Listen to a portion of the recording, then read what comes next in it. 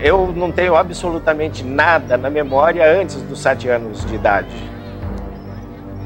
Até os 14 anos de idade, o que eu sabia sobre mim era o que eu resolvi chamar de a história oficial, porque eu só vinha saber pelo aquilo que eu descobri nos prontuários do Juizado de Menores. Antes de comer, todos nós tínhamos que fazer uma oração. Uns têm, mas não pode. Nós que temos e podemos, damos graças a Deus, amém. E aí os meninos todos avançavam na comida.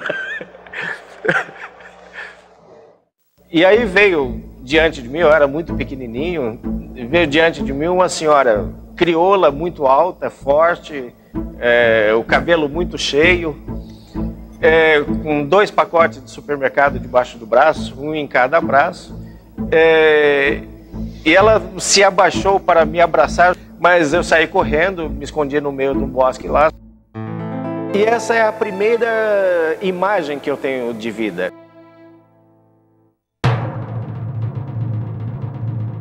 Em uma ocasião, eu lembro, talvez eu estivesse com muita fome, alguns dos meninos eram selecionados para distribuir as refeições. E aí é claro que do menino que a gente não gostava, a gente dava um pão menor para ele, colocava menos mistura, colocava menos comida, e assim por diante. E um desses meninos me deu um pãozinho muito pequeno, mas muito pequenininho mesmo. Eu fiquei muito bravo com ele. E depois, quando tive a oportunidade, ele estava subindo numa caixa d'água para tomar banho, né?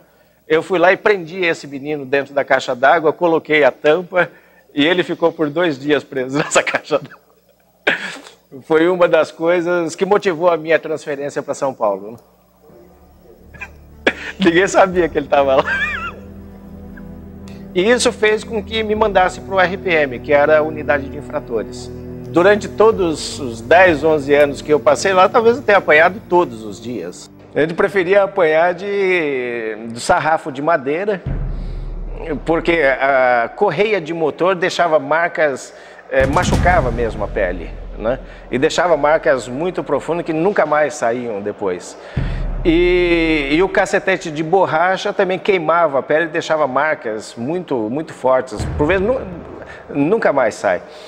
E o sarrafo de madeira, às vezes cria hematoma, mesmo quebrar um osso, o osso volta no lugar, né? Mas não deixa marcas que fiquem para o resto da vida. Me mandaram trabalhar no gabinete do juiz de menores, que acabou sendo, depois de 7 anos, a outra experiência mais marcante. Desci no subsolo do prédio, uma espécie de arquivo morto, um salão muito úmido, muito escuro, onde ficavam esses prontuários. Peguei o meu prontuário na prateleira, sentei num cantinho lá. Ali eu identificava 3 datas de nascimento, que me dá uma diferença de idade de 4 anos. 3 locais de nascimento: Garça, Santos e São José dos Campos. Então, eu sempre ficou uma dúvida para mim, qual era efetivamente a minha idade, qual era realmente o meu nome, qual a cidade onde eu havia nascido. Talvez por uma questão preconceituosa, eu não aceitava o nome Silva.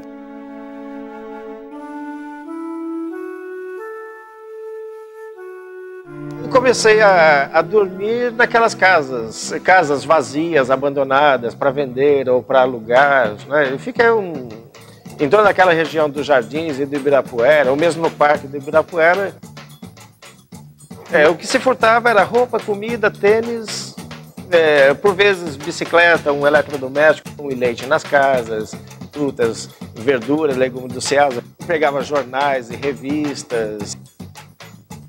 Furto em residência, dentro do automóvel, carteira, documento, dinheiro, talão de cheque, cartão de crédito, essas coisas. E a convivência com as drogas. Talvez nessa época aí eu tenha tido mais de 50 passagens por distritos policiais. E aí a polícia se acostuma a ver que sempre que ela te abordar, de você ela vai arrancar alguma coisa.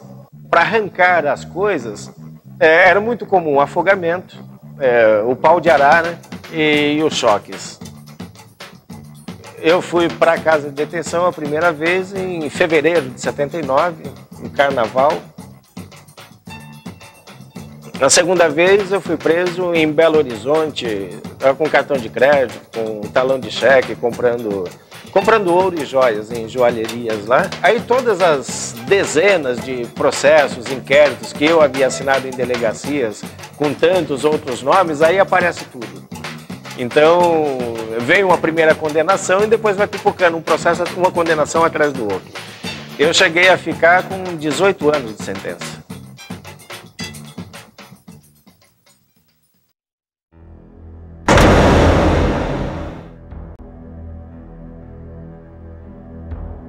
Então eu peguei quase 150 anos de prisão, né? E eles tentaram tirar a arma da minha mão. Foi horrível, assim, é horrível até hoje.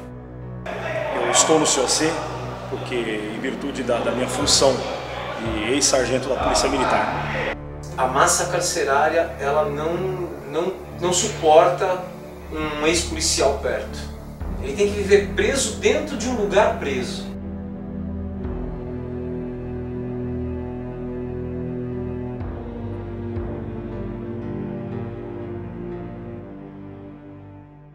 A violência hoje em dia não está diferente da minha época, né? Era pesado também. É um barato louco. E havia uns presos do lado de fora, né, com pá, com picareta, tentando quebrar. Um monte de gente com faca na mão, gente correndo, os caras querendo tentar funcionar. A gíria deles, estourar o salto. Na minha presença ali, eles violentaram minha esposa. Choque invade.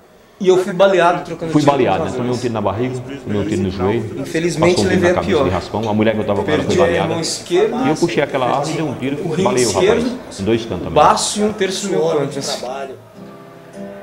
Perdi muita coisa. Não me abandone jamais.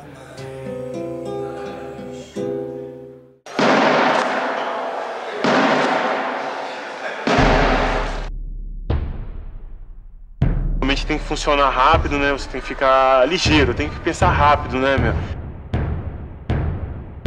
Eu não sei, tudo é uma questão de momento, né? É uma questão de situação. Então é imprevisível, mas a gente automaticamente fica tenso, fica preocupado.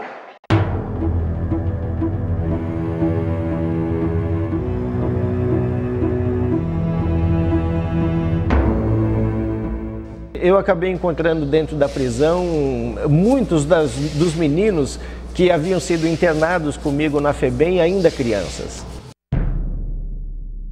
Bom, em 1984, no sistema penitenciário, acontecia uma experiência chamada humanização dos presídios e eu era um dos membros da comissão de presos na casa de detenção. Com isso, é claro que eu sofri uma perseguição grande aí, porque até então não era comum o Poder Judiciário, as autoridades ou mesmo a sociedade aceitar qualquer forma de organização dos presos. Por causa disso, todos os presos, ou mesmo aquele que já havia saído da prisão, que estava trabalhando comigo, também sofreram muitas perseguições.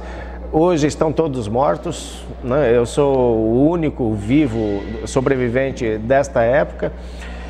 E eu estava decidido a não voltar para a prisão, não porque eu havia me arrependido, ou porque eu havia me convertido, ou qualquer coisa assim, mas porque eu tinha uma posição muito clara, que se eu eventualmente voltasse para a prisão, todo o trabalho que a gente estava fazendo seria desacreditado.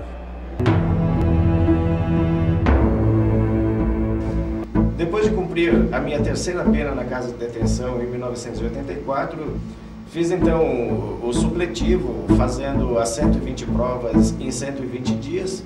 No mesmo ano, prestei vestibular para o curso de pedagogia na Universidade Federal do Mato Grosso e passei em primeiro lugar. Logo que terminei o curso de pedagogia, dei entrada no mestrado na Universidade de São Paulo. Ali eu entendia que a única chance de eu ser aprovado seria se eu elaborasse um projeto de pesquisa completamente inovador e que se baseasse no único bem que eu, na verdade, possuía, que era a minha própria história de vida. Foi um trabalho exaustivo, porque eu tive que investigar cerca de 37 mil processos de todas as crianças que deram entrada na FEBEM entre 1957, que supostamente é a data que eu nasci, até 1963, quando eu fui interno na FEBEM. Paralelamente a esse levantamento, eu tinha interesse, e eu sabia que tinha irmãos que tinham uma família, eu tinha interesse então em localizar os meus irmãos e finalmente acabei os localizando no dia 25 de janeiro de 1997, em duas favelas, uma em Santo André e outra em Sumaré, na região de Campinas. Nós teríamos um irmão mais velho que depois eu vim a saber que aos 7 anos ele foi dado em adoção para uma família italiana e com isso se perdeu os rastros dele. Esse definitivamente eu não achei. E em relação à mãe, eu localizei até o momento que ela foi internada no Hospital Psiquiátrico da Vila Mariana. Revirei todos os arquivos, toda a documentação, mas não foi possível prosperar e conseguir mais informações sobre elas.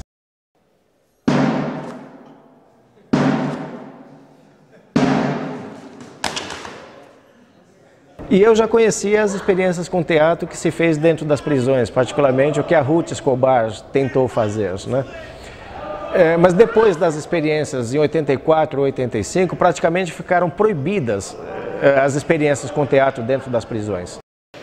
As pessoas, elas assim, veem com outros olhos tudo isso, né?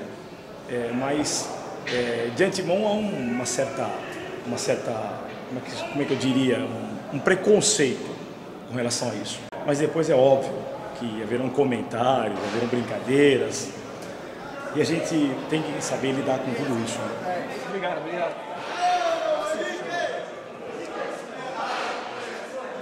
Aqui, ó, tá.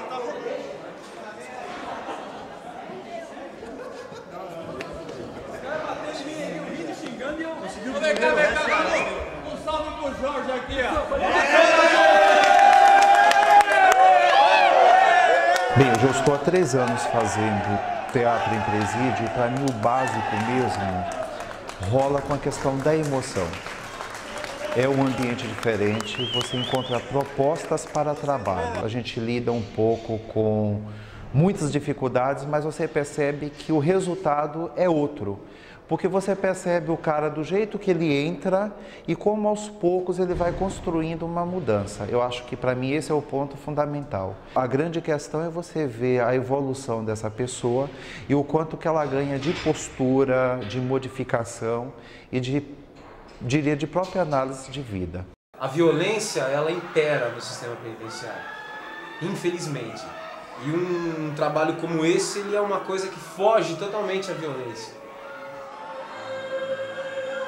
Tive a oportunidade de fazer uma peça. Eu nunca tinha assistido um teatro na minha vida, nem sabia o que era isso.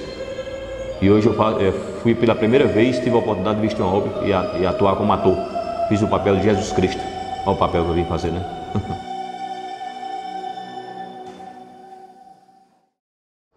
Só foi possível retomar isso em 98, a partir de um convênio que a FUNAP fez com o Ministério da Saúde para utilizar os recursos do teatro para a prevenção à AIDS e às doenças sexualmente transmissíveis. Aqui no COC se constituiu uma vertente diferente, porque aqui o pessoal não queria só utilizar esses recursos para educação, disciplina, eles queriam produzir peças, queriam ensaiar, queriam encenar, queriam fazer apresentações, né? Então, quando nós constituímos a ONG A História do Presente, nós resolvemos fazer um acordo com a Secretaria para dar apoio para o grupo poder produzir, poder deslanchar mesmo, né?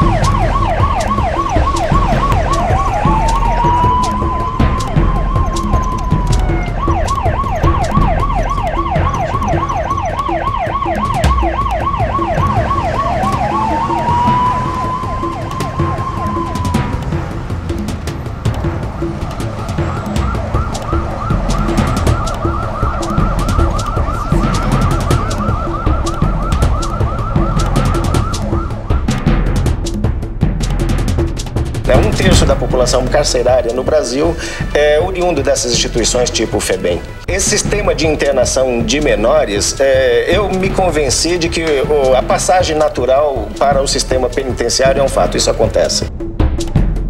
O Estado traça destinos definitivos para pessoas. E prefiro pensar que isso acontece com milhares de crianças, não por coincidência, mas como um propósito deliberado, no caso do regime militar, para justificar todo o aparato de polícia e do sistema judiciário que ele mantinha. Hoje eu vejo a minha história de vida com os olhos de um pesquisador. Talvez isso seja um mecanismo de defesa que eu utilize.